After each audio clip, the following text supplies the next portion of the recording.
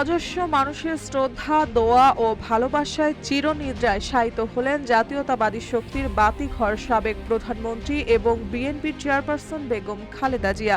৩১ December রাজধানীর শেরেবাংলা নগরের রাষ্ট্রীয় মর্যাদায় তাকে দাফন করা হয় স্বামী শহীদ প্রেসিডেন্ট জিয়াউর রহমানের কবরের পাশে। কিউব হোল্ডিংসের গল্পে সেই রেখাটি আঁকা হয়েছিল আজ থেকে ১ যুগ আগে। নকশাই আমাদের ভাষা। Cube holdings limited. জাতীয় শোকের প্রথম দিনে তার জানাজা ও দাফন অনুষ্ঠিত হয়। জাতীয় সংসদ ভবনের দক্ষিণ প্লাজা ও মানিক মিয়া এভিনিউতে জানাজার আয়োজন করা হয়েছিল। তবে লাখো মানুষের ভিড় এত বিস্তৃত ছিল যে পুরো এলাকা জনজোড়ের সমুদ্রে পরিণত হয়। সকাল থেকেই বিভিন্ন পেশার মানুষজন সবাই স্বয়ংস্ফূর্তভাবে জানাজায় অংশ নেন। পরিবারের আবেগপূর্ণ উপস্থিতিতে তারেক রহমান মায়ের কফিনের পাশে কোরআন তেলাওয়াত করেন। জানাজার আগে বিএনপির নজরুল ইসলাম খান খালেদা জিয়ার রাজনৈতিক সংগ্রামের কথা তুলে ধরেন এবং তার ফ্যাসিবাদ বিরোধী লড়াইয়ের ইতিহাস স্মরণ করেন।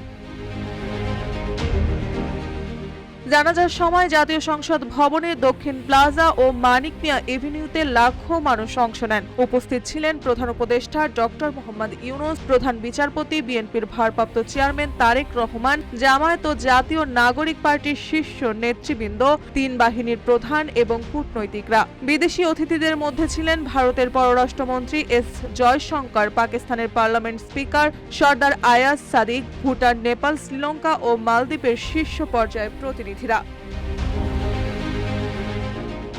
তারেক রহমানের আবেগপূর্ণ উপস্থিতি জানাজার সময় বিশেষভাবে লক্ষণীয় ছিল। তিনি মঞ্চে দাঁড়িয়ে মায়ের জন্য দোয়া চাইছিলেন এবং বলেন, আমি মরহুমা বেগম খালেদা জিয়ার বড় সন্তান। যদি জীবিত থাকাকালীন সময়ে তিনি কারো কাছ থেকে ঋণ নেন, আমি সেটি পরিশোধ করব। যদি কেউ তার কোনো কথায় বা কাজে আঘাত পেয়ে থাকেন, আমি তার পক্ষ থেকে ক্ষমা প্রার্থী। আল্লাহ তাআলা যেন তাকে বেহেশত দান করেন। দাফনের প্রক্রিয়া ছিল রাষ্ট্রীয় মর্যাদাপূর্ণ। জাতীয় মসজিদ বাইতুল মোকাররমের খতিব মুফতি মোহাম্মদ আব্দুল মালেকের ইমামতিত্বে জানাজা শেষে বিকেল 4:30টার দিকে সংসদ ভবন থেকে কড়া নিরাপত্তায় জাতীয় পতাকায় মোড়া লাশবাহী গাড়িতে খালেদা জিয়ার কফিন জিয়া উদ্যানে নেওয়া হয়। কফিনের পাশে তারেক রহমান, স্ত্রী জোবাইদা রহমান, মেয়ে জাইমা রহমান, ছোট ভাই আরাফাত রহমানের স্ত্রী শর্মিলা রহমান, ছোট মেয়ে জাফিরা রহমান সহ পরিবারের সদস্যরা উপস্থিত ছিলেন। জানাজা ও দাফন কার্যক্রম ঘিরে রাজধানীর এভারকেয়ার হাসপাতাল, জাতীয় সংসদ ভবন ও জিয়া উদ্যান এলাকা ছিল সম্পূর্ণ নিরাপত্তায়। বিজিবি, সেনাবাহিনী, পুলিশ ও র্যাব সহ আইনশৃঙ্খলা বাহিনীর দায়িত্ব পালন করেন।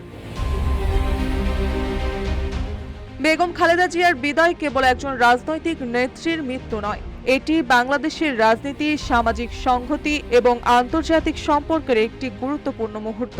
লাখো মানুষের জনস্রোত, আন্তর্জাতিক প্রতিনিধির উপস্থিতি এবং রাজনৈতিক বিশ্লেষকদের মন্তব্য সবই প্রমাণ করে যে তিনি ক্ষমতার বাইরে থেকেও গণমানুষের হৃদয়ে অমর।